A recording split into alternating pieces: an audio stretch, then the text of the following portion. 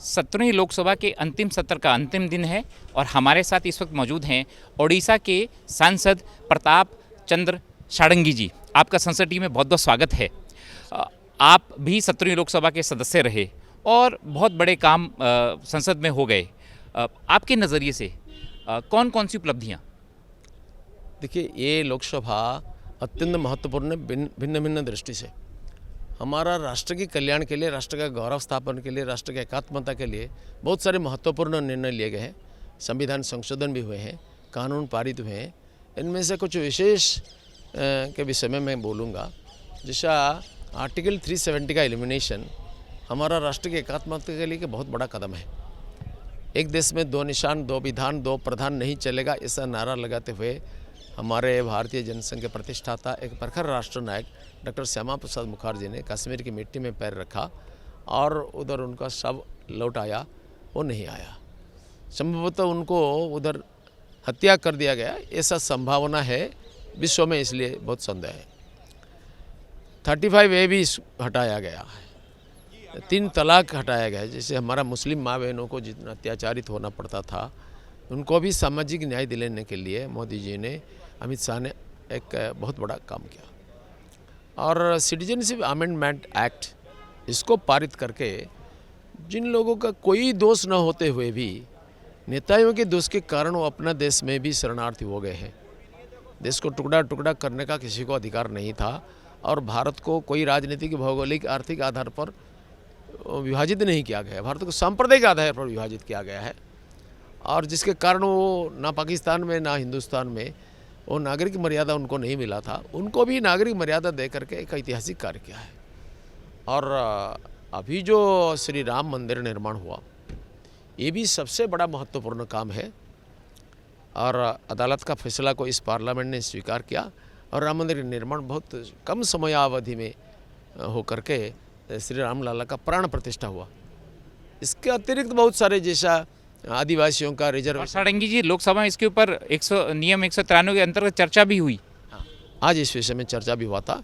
ये सामान्य जनता को भी बताने की ज़रूरत है, क्योंकि श्री रामचंद्र को सांप्रदायिक के कटघरे में बंदी करके अपना राजनीतिक रोटी सीखने के लिए कुछ राजनीतिक दल प्रयास करते हैं।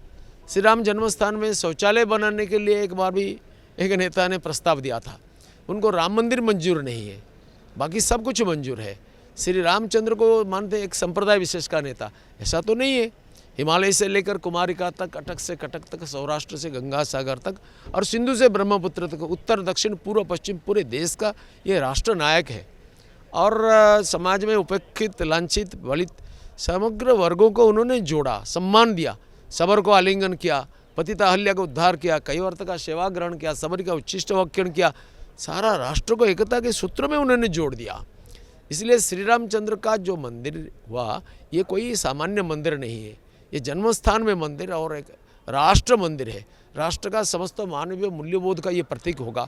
एक आदर्श राजा, आदर्श पुत्र, आदर्श भ्राता, कुशली समाज संगठक, आदर्श तत्ववेत्ता और प्रजानुरंजन का श्रेष्ठ विग्रह रूप में भगवान श्री रामचंद्र सर्वदा याद रखेंगे, जनता के द्वारा याद रहेंगे।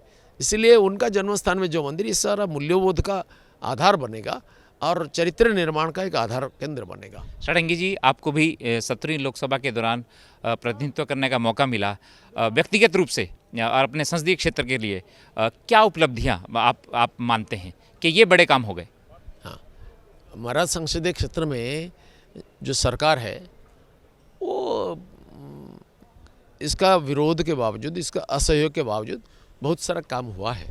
नहीं तो और ज़्यादा काम भी हो सकता है एक अनुकूल सरकार होते तो। एक तो मेरा संसदीय क्षेत्र में जो विकासमूलक कार्य हुआ, एक केज कल्चर का काम पहला उड़ीसा में चालू हुआ, जिसमें 30 केज हुआ और बाकी अभी ज़्यादा हो गया है।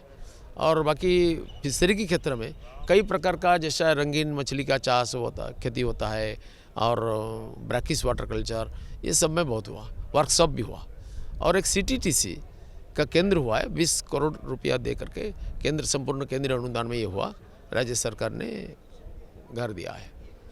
और मेरा क्षेत्र में एक ट्रेन लाइन, एक पैसेंजर ट्रेन चला है जो मेरा गांव तक चलता है, नीलगिरी से बालेश्वर तक, इसको भी आगे एक्सटेंड किया जाएगा। माननीय रेल मंत्री का आश्वासन मिला है।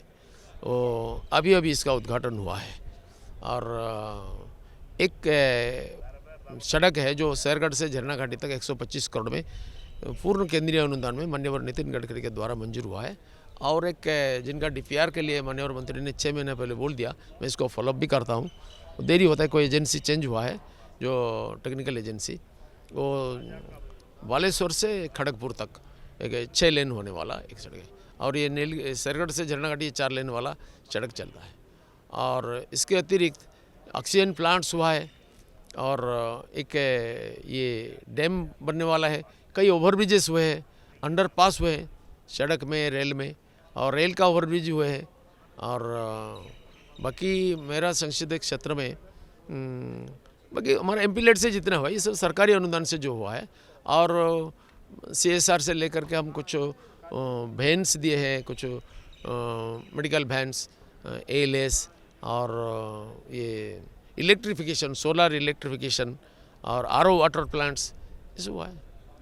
तो उड़ीसा के जो सांसद हैं बालेश्वर से प्रताप चंद्र षडंगी जी का कहना है कि 17वीं लोकसभा के दौरान बहुत सारे विकास कार्य हुए हैं।